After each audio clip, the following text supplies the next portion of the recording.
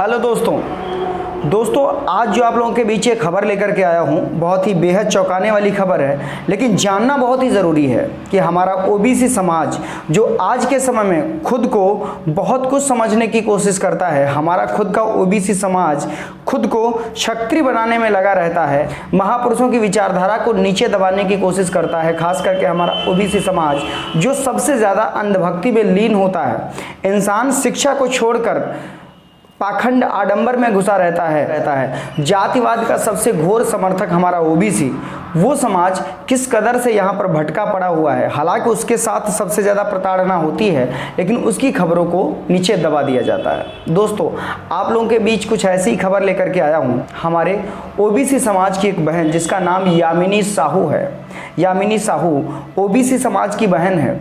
उसने क्या किया, वो कथा करती थी, हिंदू धर्म की कथा, मतलब व्यास थी, व्यास मंच पे बैठ के कथा करती थी।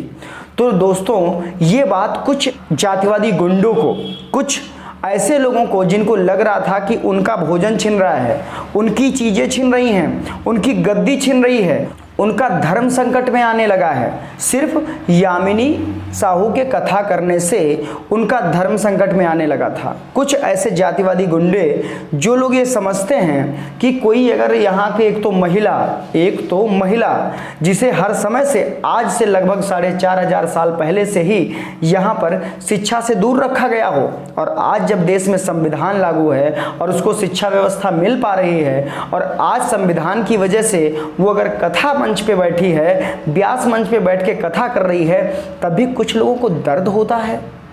और आज यही चीज़ें महिलाओं को भी समझ में नहीं आती। संविधान का वो हिंदू कोड बिल अगर कोई भी महिला पढ़ ले तो उसको पता चलेगा कि आज जो उसको अधिकार मिल रहे हैं वो किसकी वजह से मिल रहे हैं, संविधान के हिंदू कोड बिल की वजह से, या यहाँ पर चल रहे जो देवी देवता हैं उनकी वजह से। ये हमको समझना पड़ेगा, लेकिन ये महिलाएं कुछ ध्यान देती नहीं हैं। आज जब उन यामिनी साहू जी को धमकियां मिलने लगी, क्या कहा जाता है पता है? ओबीसी समाज की महिला, उसके साथ ऐसा बर्ताव किया जाता है, कहा जाता है कि तुम शूद्र हो, तुम मंच पे नहीं बैठ सकती। बताओ कौन सी बात है यार, ओबीसी है भाई, उसको ऐसा वैसा समझ लियो।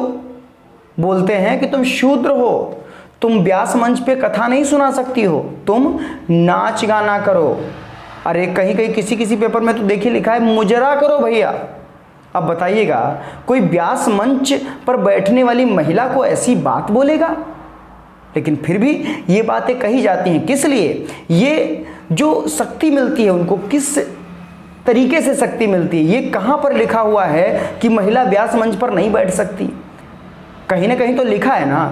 और जिन किताबों में ऐसा लिखा हुआ है, मेरी समझ में तो ये आता है कि उन किताबों को फूंक दिया जाए। अरे भाई साहब, जिस महिला से तुम जन्मे हो उसी महिलाओं पर तुम अपलक्ष्य लगा रहे हो कि तुम शूद्र हो। अरे महिलाओं का सम्मान करना सीख लो भाई साहब। महिलाओं का जब सम्मान करोगे, क्योंकि महिला ही तुम्हारी माँ है, महिला ही तुम्हारी बहन है, महिला ही तुम्हारी बेटी है, और तुम्हें महिलाओं से ऐसी बदतमीजी करते हुए तुमको शर्म नहीं आती?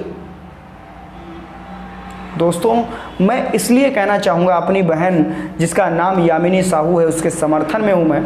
आज उसके लिए मैं वीडियो बना रहा हूँ, और ये मेरा खास करके सभी ओबीसी भाइयों के लिए है। आज एक बहन पर उंगली उठी है, कल आपकी भी बहन की बारी हो सकती है। कल वो जातिवादी गुंडे जिनको लग रहा है कि आप ओबीसी होकर के कथा कर रहे हो तो उनका धंधा छीन रहे हो, तो आप पर भी आवाज़ उठ सकती है, क्योंकि भैया ओबीसी वो भी हैं, ओबीसी आप भी हो। तो आपको समझना है, आपको विचार करना है, चाहे आप ओबीसी में हैं, चाहे आप यादव हो, कुर्मी हो, काक्षी हो, अहिर हो, गडरिया हो, चाहे जो भी हो, कुछ भी हो, ओबीसी अगर है तो आप समझदार हो जाइए। क्योंकि मेन चीज़ है, धमकी दे सकते हैं, ये धमकी देने वालों का कोई भरोसा नहीं है, क्योंकि ये कुछ जातिवादी गुंडे जिनको लगता है कि उनकी गद्दी छिन रही है, उनका काम छिन रहा है, वो लोग भैया क्या बताएं ऐसी हरकतें किया करते हैं। तो आपको ये समझना पड़ेगा, आपको ये विचार करना पड़ेगा और जागरूक होना पड़ेगा। अपने महापुरुषों के बारे में पढ़ो, महापुरुषों के बारे में जानो, और महापुरुषों के अनुसार ही समाज को जागरूक करने में समय बिताओ। जितना जल्दी जाग जाओगे उतना ही अच्छा है, अपने बच्चों को शिक्षा की ओर ले जा पाओगे। अब जब आपके बच्चे शिक्षित होंगे तभी आपके बच्चे आगे बढ़ पाएंगे, नहीं बढ़ पाएंगे। और जब तक आपके बच्चे शिक्षित नहीं होंगे तब तक आगे कैसे बढ़ेंगे। बाकी आप समझदार हैं, आप समझिए और विचार करिए। दोस्तों आपसे गुजारिश है, हमारी बहन यामिनी साहू के लिए अगर आप आवाज़ उठा नहीं सकते हैं तो दूसरे की आवाज़ बनना सीखिए। आपसे गुजारिश है, वीडियो को ज़्यादा से ज़्यादा शेयर करिएगा और वीडियो को ज़्यादा से ज़्यादा हो सके शेयर करिए। और वीडियो को कमेंट करके ज़रूर बताइएगा वीडियो कैसा लगा और समर्थन में क्या वो कहना चाहेंगे, 2 शब्द जरूर लिख के जाइएगा।